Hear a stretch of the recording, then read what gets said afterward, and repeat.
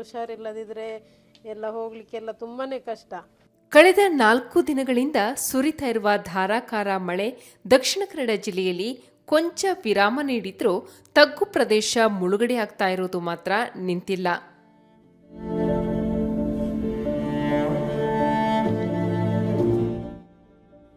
ಫಲ್ಗುಣಿ ನದಿ ಮೈ ತುಂಬಿ ಹರಿತಾ ಇರೋದ್ರಿಂದ ಮಂಗಳೂರು ಹೊರವಲಯದ ಅದ್ಯಪಾಡಿ ಗ್ರಾಮ ಸಂಪೂರ್ಣ ಜಲಾವೃತಗೊಂಡಿದೆ. ನದಿ ತಟದ ಕೃಷಿ ಭೂಮಿಗೂ ನೆರೆ ನೀರು ನುಗ್ಗಿದೆ. ಇಲ್ಲಿನ ಮುಗೇರ ಕುದ್ರು ಪ್ರದೇಶ ಸಂಪೂರ್ಣ ಜಲಾವೃತಗೊಂಡು ದೋಣಿಗಳಲ್ಲೇ ಜನರು ಸಂಚಾರ ನಡೆಸಬೇಕಾಗಿದೆ.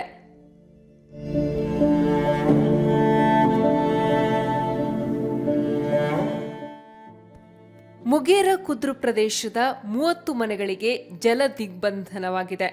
ಕುದ್ರು ಪ್ರದೇಶದ 30 ಮನೆಗಳ ಸುತ್ತ ಹರಿತಾ ಇರುವ ಫಲ್ಗುಣಿ ನದಿಯ ನೀರು ಕ್ಷಣ ಕ್ಷಣಕ್ಕೂ ಏರ್ತಾ ಇರೋದ್ರಿಂದ ಜನರು ದೋಣಿಗಳ ಮೂಲಕವೇ ಸಂಚರಿಸಬೇಕಾಗಿದೆ.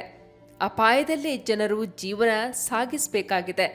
ಮರವೂರು ಕಿಂಡಿ ಅಣೆಕಟ್ಟು ನಿರ್ಮಾಣವಾದ ಬಳಿಕ ಇಲ್ಲಿನ ಪರಿಸ್ಥಿತಿ ಮತ್ತಷ್ಟು ಬಿಗಡಾಯಿಸಿದೆ. ನಮಗೆ ಅದೇ ರಾತ್ರಿ ಅಂದರೆ ತುಂಬ ಈ ನೆರೆಯ ಇದರಿಂದೆಲ್ಲ ಕರೆಂಟ್ ಇರುವುದಿಲ್ಲ. ಆಮೇಲೆ ಈ ಹಾವುಗಳೆಲ್ಲ ಬರ್ತದೆ. ಆಮೇಲೆ ನಮ್ಮ ದನಕರಿಗಳಿಗೆ ತುಂಬ ಹೊರಗಡೆ ಬರಲಿಕ್ಕೆ ಇಲ್ಲ, ಕಷ್ಟ. ಕೋಳಿ ಎಲ್ಲ ಇದೆ. ಆಮೇಲೆ ನಮಗೆ ಮಕ್ಕಳಿಗೆ ಶಾಲೆಗೆ ಹೋಗಲಿಕ್ಕೆ, ನಮಗೆ ಏನಾದರೂ ಹುಷಾರಿಲ್ಲದಿದ್ದರೆ ಎಲ್ಲ ಹೋಗಲಿಕ್ಕೆಲ್ಲ ತುಂಬಾ ದೋಣಿಯೇ ಬೇಕು. ದೋಣಿ ಇಲ್ಲದಿದ್ರೆ ಏನೂ ಇಲ್ಲ. 10 ವರ್ಷದಿಂದ, ಅದಕ್ಕಿಂತ ಮುಂಚೆ ಎಲ್ಲ ಇಷ್ಟು ಕಷ್ಟ ಎಲ್ಲ ಇರಲಿಲ್ಲ. ಈಗ 10 ವರ್ಷದಿಂದ ಈ ನೆರೆ ಮಳೆ ಕೂಡ ತುಂಬಾ, ನೆರೆ ಕೂಡ ಹಾಗೇನೇ ಇದೆ. ನಮಗೆ ಒಂದು 3 ತಿಂಗಳು ತುಂಬ ಕಷ್ಟನೇ ಆಗುವುದು, ಜೀವನನೇ ಕಷ್ಟ. ನಮಗೆ ಏನು ಇದು ಮಾಡಲಿಕ್ಕೆ ಕೂಡ ಆಗೋದಿಲ್ಲ ಅಂಥ ಪರಿಸ್ಥಿತಿ. ಇದರ ಬಗ್ಗೆ ಹೌದೌದು, ವಿಷ ಜಂತುಗಳೆಲ್ಲ ತುಂಬ ಅಂದರೆ ಅದೇ ಇಲ್ಲಿ ರಾತ್ರಿ ಕಾಲಿಡಲಿಕ್ಕೆ ಭಯ ಆಗ್ತದೆ. ಕರೆಂಟ್ ಇಲ್ಲದಿದ್ರೆ ಅಂತೂ ಹೊರಗಡೆ ಬರುವುದೇ ಬೇಡ ಅಂತ ಹಾಗೆ.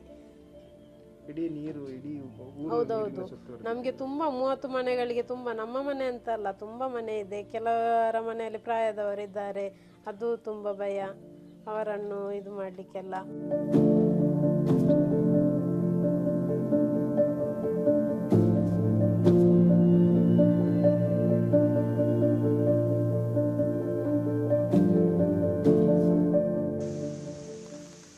ಮರವೂರು ಡ್ಯಾಮ್ ಮಾಡಿದ ನಂತರ ಇದೇ ಪರಿಸ್ಥಿತಿ. ಮರವೂರು ಡ್ಯಾಮ್ನಲ್ಲಿ ಕಿಂಡಿ ಅಣೆಕಟ್ಟು ಮಾಡಿಬಿಟ್ಟು ಅವರೊಂದು 10 ಫೀಟ್ ಬೆಡ್ ಮಾಡಿ 4 ಫೀಟಿದ್ದು ಕಿಂಡಿ ಮಾಡಿ ಅದರ 3 ಫೀಟಿದ್ದು ಪಿಲ್ಲರ್ ಮಾಡಿದ್ದಾರೆ. ಅದರಲ್ಲಿ ಒಂದು 70% ನೀರು ಬ್ಲಾಕ್ ಆಗ್ತಾ ಉಂಟು, 30% ಮಾತ್ರ ಹೊರಗೆ ಹೋಗುದು. ಆದ ಕಾರಣದಿಂದ ನಮಗೆ ಇಂಥ ಪರಿಸ್ಥಿತಿ ನೆರೆ ಬರುವುದು, ಇಲ್ಲದ್ರೆ ಬರ್ತಾ ಇರಲಿಲ್ಲ. ನಾವು ಅದಕ್ಕೆ ಒಂದು ಅವರಲ್ಲಿ ಇಷ್ಟರ ತನಕ ಎಲ್ಲ ಇಲಾಖೆಯಲ್ಲೂ ಅಧಿಕಾರಿಗಳು ಎಲ್ಲರಲ್ಲಿ ನಾವು ಮನವಿ ಮಾಡಿದ್ದೇವೆ, ಎಲ್ಲ ಅರ್ಜಿ ಎಲ್ಲ ಕೊಟ್ಟಿದ್ದೇವೆ. ಎರಡೂ ಬದಿಯಲ್ಲಿ 30 ಮೀಟರ್ ಹೈಡ್ರೋಲಿಕ್ ಗೇಟ್ ಮಾಡಿ ಮಳೆಗಾಲದ 3 ತಿಂಗಳು ನೀರು ಹೋಗುವಂಥ ವ್ಯವಸ್ಥೆ, ಸರಾಗವಾಗಿ ನೀರು ಹೋಗುವಂಥ ವ್ಯವಸ್ಥೆ ಮಾಡಿದರೆ ನಮಗೆ ಇಂಥ ಪರಿಸ್ಥಿತಿ ಬರುವುದೇ ಇಲ್ಲ.